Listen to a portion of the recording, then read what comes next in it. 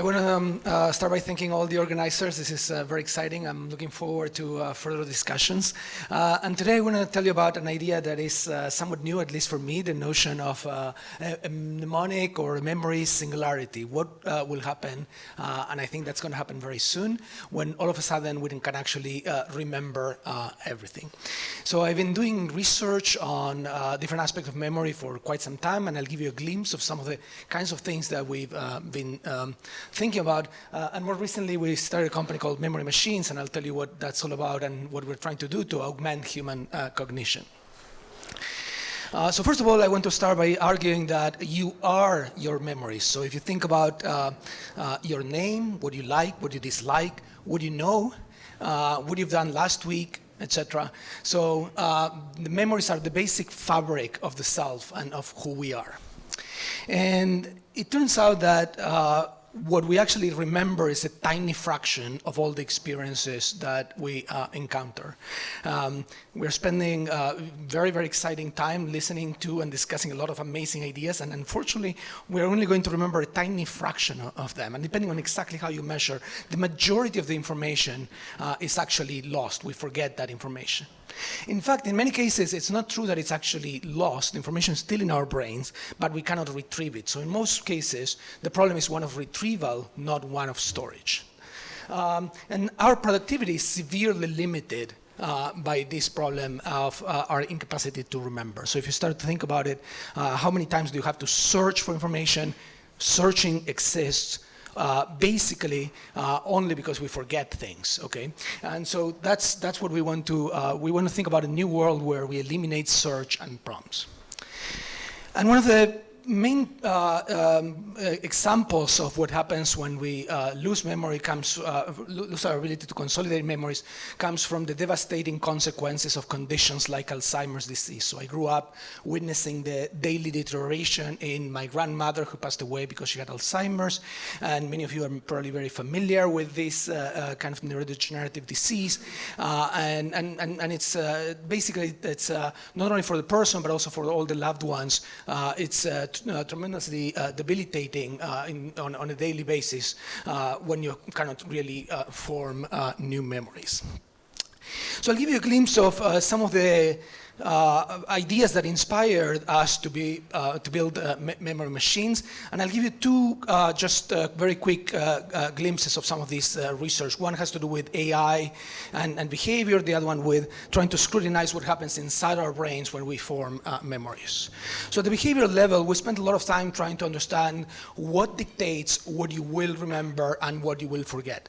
And I cannot do justice to all of this work. I'm just going to give you one example. This is one case where we studied how people remember different aspects of movies. So we showed people movies, and then we brought people back 1 hour later, 1 week later, 1 year later, and we asked in a series of controlled studies what they remember and what they don't remember. So what I'm showing here is for 51 different participants, different parts of a particular episode of a TV series called 24. There are 70,000 frames, and we mapped very densely what they do and do not remember. So here, in this case, red are parts where people forget, blue are cases where people remember that particular instance in this TV episode.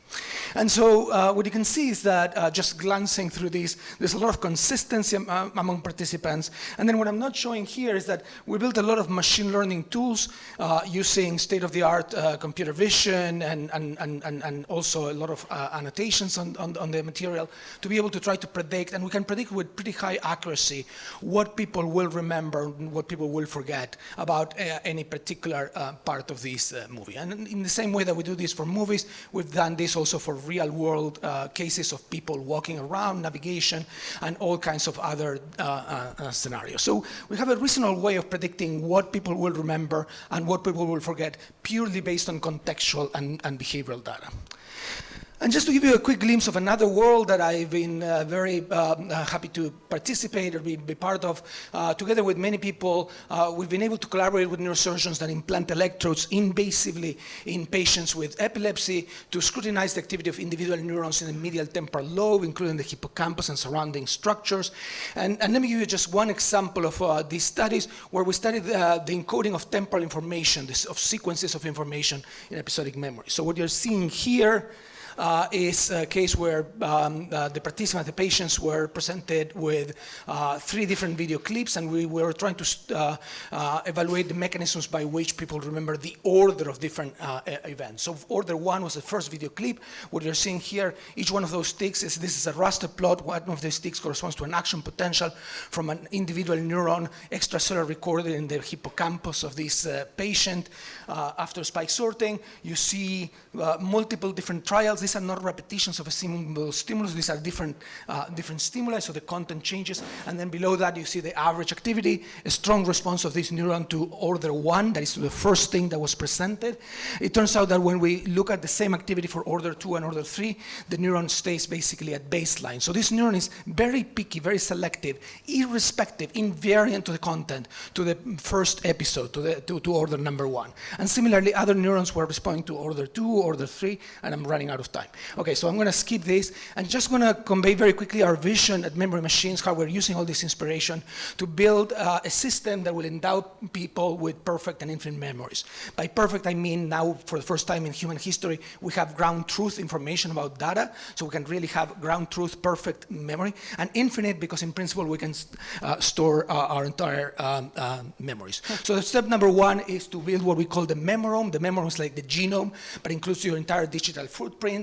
So think about conversations, think about people you know, think about your Gmail, your PDF, et cetera, We can incorporate multimodal data into the memorome. And the second and most important part is to retrieve memories. We have an algorithm, a new kind of AI algorithm that we call ambient intelligence. That's omniscient AI, basically, to recall memories in a context-dependent fashion, in a way that's personalized and in real time. And I just want to leave you with this. People are interested, happy to discuss this further later. Imagine a world all of a sudden now, what I call the memory singularity, where all of a sudden you don't forget any information anymore and you can actually remember everything. Thank you so much. I guess first we have to imagine the world and then we have to remember it. Yeah. Well, like so many things, there's a Borges story for this too. Funes the Memorias, right? So, if I recall this, it's horrible, right? Like it's horrible to not be able to forget things. Is this a good idea? Great point. So I think we need to qualify what we mean by remember everything. I don't mean that every single pixel in that chair. We talk about really all of our experiences. So next time you're doing whatever you're doing, you're writing an email, you're working, or imagine all the things that you have to look up, all the things that you wish you could remember. So I think that by and large the positive outweighs all the potential negative effects. But we're not talking about the Funes story, even though that inspired our first name that we eventually changed. But thank you. Yeah, that's right. And I'm very glad that Borges, one of my favorite writers, actually came up twice already today. There was another talk today, but yes. We can do selective memory. Oh, sorry. I'll go here because we have not answered the question. Hey, yeah, so you're using the word singularity for this, so I'm curious. Do you think that if you remembered twice as much of your day, then you'd be some percentage more productive in research? I think it will change your life. I think it will completely change who we are. Imagine that all of a sudden we don't forget anything anymore, every person you've ever... So yes, I think this is a singularity, much more so than a lot of people talk about the AI singularity. It is actually feasible, and actually I think we're actually there now. Yes. Yeah, Gabriel, fascinating vision. I'm going to remember that for a long time. But the question is, how do you deal with the privacy issue? So you're basically sucking up everything, and this raises a lot of privacy issues. Very, very important question. Thank you. Privacy is at the very forefront of what we're doing. So, in fact, the first person we hired was to try to deal with privacy. We have a system which is based on zero-knowledge encryption, where everything's encrypted. Not even people inside the company can decrypt each other's memories, basically. But you're absolutely right, and we can talk more about the technical details. But this is at the very forefront. We want to be more rigorous in how we store and process and deal with data than the Googles and Apples of this world. And we must, because we're dealing with some of the most intimate moments, our personal memories. Thank you so much.